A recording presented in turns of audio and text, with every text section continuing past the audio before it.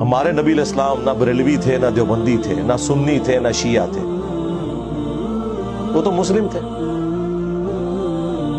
اور جو ان سے ہٹا ہوا ہے، پھر قرآن نے واضح فتویٰ دیا ہے، ان الذین فرقوا دینہم وکانوا شیعا، بے شک جنہوں نے اپنے دین میں فرقے بنا لیے اور گروہوں میں بٹ گئے، لست منہم فی شیء، اے نبی آپ کا تو ان سے کوئی تعلق نہیں ہے، لاکھ وہ نعرے لگاتے رہے آپ کے نام کے.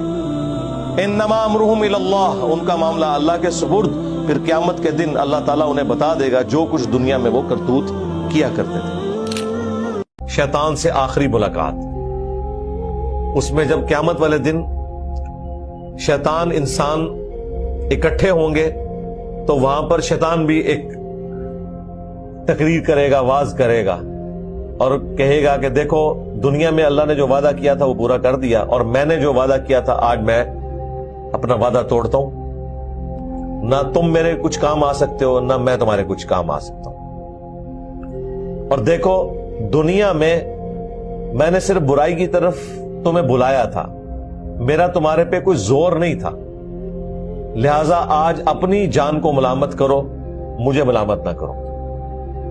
یعنی شیطان جو قیامت کے دن کہے گا اللہ تعالیٰ نے دنیا میں بتا دیا کہ میرا تم پہ کوئی زور نہیں تھا، صرف میں دعوت دیتا تھا. اکثر لوگ قربانی کے جانور کا گوشت اچھا نکال لیتے ہیں اور باقی غریبوں میں بانٹ دیتے ہیں، ایسا درست ہے؟ ہم تو ان کو کہتے ہیں شیم آن یو، لن تنالوا البر حتى تنفقوا مما تحبون، کبھی بھی تم نیکی کے اعلیٰ درجے کو نہیں پہنچ سکتے جب تک کہ اپنی پسندیدہ چیز اللہ کی راہ میں قربان نہ کر دو. چوتھا پارہ سٹارٹ اس سے ہو رہا ہے، سورہ آل عمران کی آیت ہے.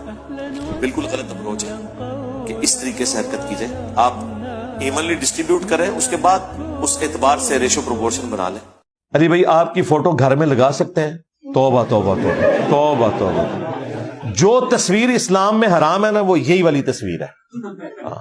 جو آپ کسی کے ساتھ مذہبی عقیدت رکھتے ہیں دین کی بنیاد کے اوپر اور آپ اس کی تصویر لگائیں گے، بھلے آپ کے نہیں میری نیت نہیں ہے اس کی عبادت کرنے کی، میں اسے رسپیکٹ کی نہیں، بس اپنی ایک محبت کے لیے لگا رہا ہوں، لیکن الٹیمیٹلی چونکہ ایک مذہبی پرسنالٹی کے ساتھ آپ اپنی آخرت کو وابستہ کسی نہ کسی درجے میں تو سمجھتے ہیں کہ یہ اس نے ہمیں دین کا تعارف کروایا.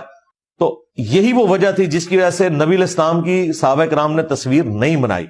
کیا تھا؟ ایک تصویر بنوا نہیں سکتے تھے، اس زمانے میں بھی اتنے زبردست پینٹر تھے، کسی پتھر پہ بنوا کے ہمارے لیے سٹور کر دی جاتی. اس کے الٹ ملتا ہے کہ خانہ کعبے کی دیواروں پہ حضرت ابراہیم اور اسماعیل کی تصویریں تھیں، حضور نے وہ بھی اپنے ہاتھوں سے مٹائی ہیں.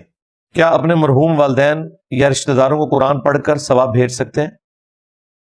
والدین کا جہاں تک معاملہ ہے تو وہ انویسٹمنٹ کرتے ہیں اپنی اولاد کے اوپر، اولاد کے تمام اعمال کا ثواب آٹومیٹکلی ماں باپ کو ملتا ہے، گناہوں کا نہیں.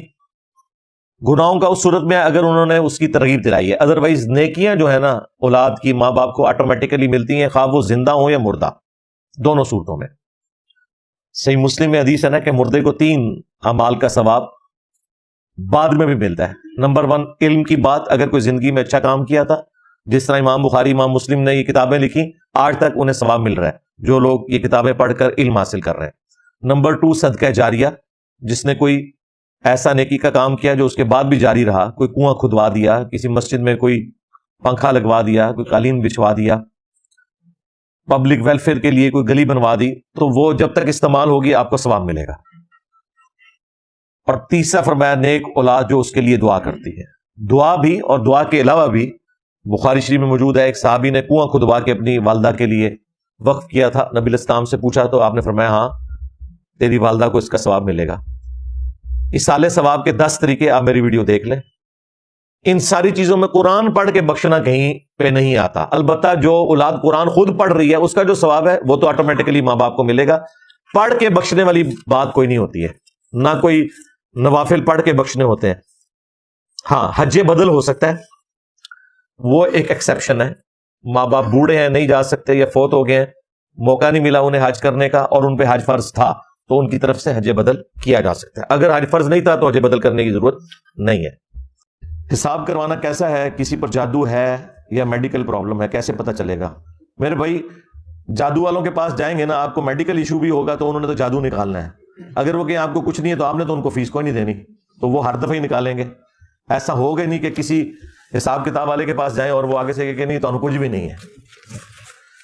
یہ ڈاکٹرز کا تو حوصلہ ہے کہ وہ کبھی کبھار مریض کی تسلی کے لیے، اور جینون کیس بھی ہوتا ہے، وہ کہتے ہیں بھی آپ کو کوئی مسئلہ نہیں ہے، خام آپ نے ٹینشن لی ہوئی ہے. لیکن یہ جو حساب کتاب لگوانے والے ہیں نا، وہ 4 مسئلے آپ کو ساتھ دے کے تحفے میں بھیجیں گے. ہاں، تو اس کا طریقہ یہ ہے کہ آپ کسی میڈیکل اسپیشلسٹ سے رابطہ کریں، سب سے پہلے میڈیکل علاج کی طرف جایا کریں.